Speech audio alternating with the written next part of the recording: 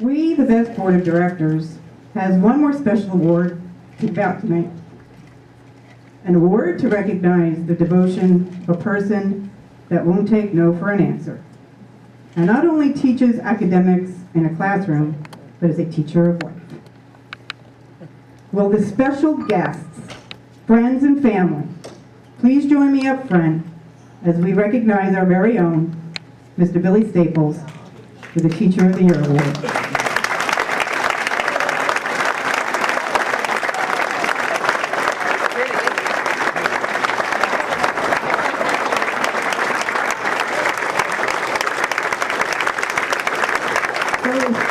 Billy's mother and stepfather flew in from Las Vegas to surprise him. We've been hiding them for a week. Katie, come on up here.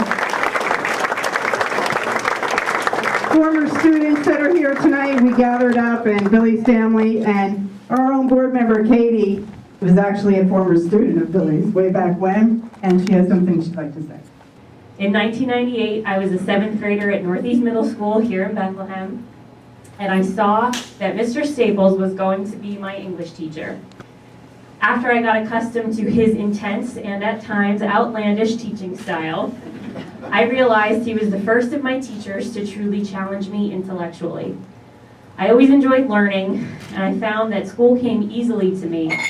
But once I set foot in Mr. Staples' classroom, my education became a challenge I enjoyed undertaking. Mr. Staples helped me think outside the box, form my own opinions, and get comfortable with making mistakes. And he has continued to do that countless times for every student who has ever sat in one of his classrooms or in his living room or at a BEST meeting for years on end. In my own life, Billy has attended my high school graduation, college graduation party, and my wedding, just to name a few. And I am no exception. This is his rule. He is ever present and ever vigilant for his students. This year, Billy had the opportunity to teach at East Stroudsburg University, returning after a hiatus from the classroom to once again challenge young minds and help them make the most of their education.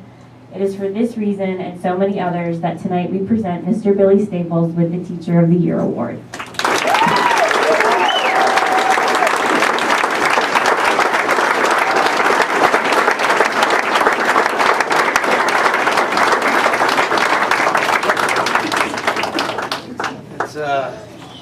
This is an example of a bunch of people that don't listen. Our goal was to surprise Judy last year. And we did it, and you guys surprised me tonight. I appreciate it. It's only an acceptance speech, like I saw Kevin Whitmer give earlier this year. It's only good if it serves purpose.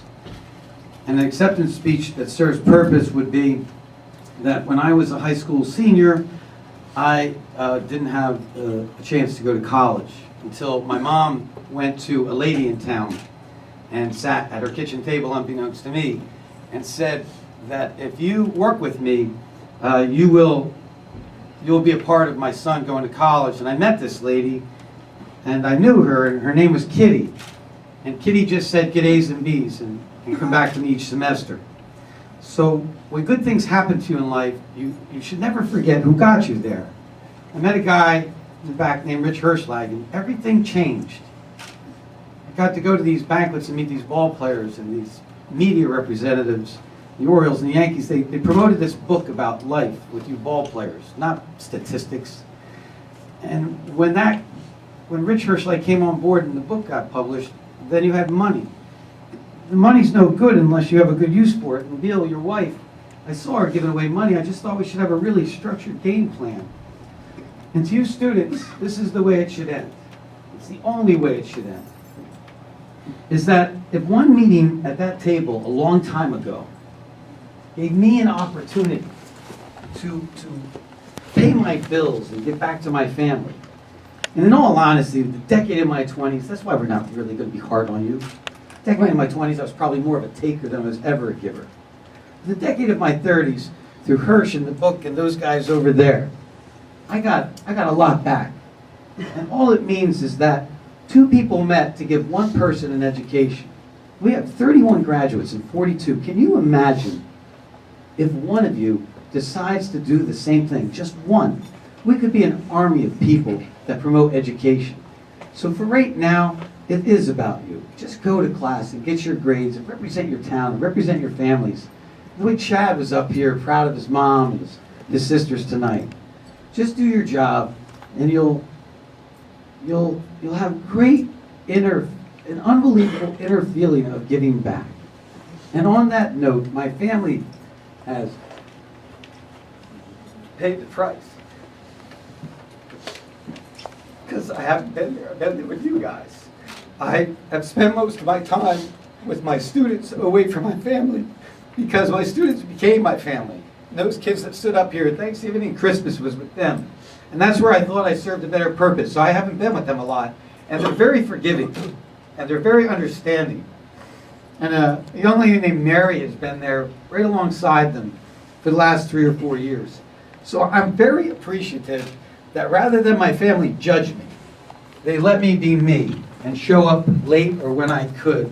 So without your faith and your family and friends, none of it's possible. So if anything comes of this banquet tonight, whoever you're with, if you're with a family member, make sure, take a few minutes and just let them know how you feel, because I've been given the opportunity to thank Judy and this unbelievable board for working for free.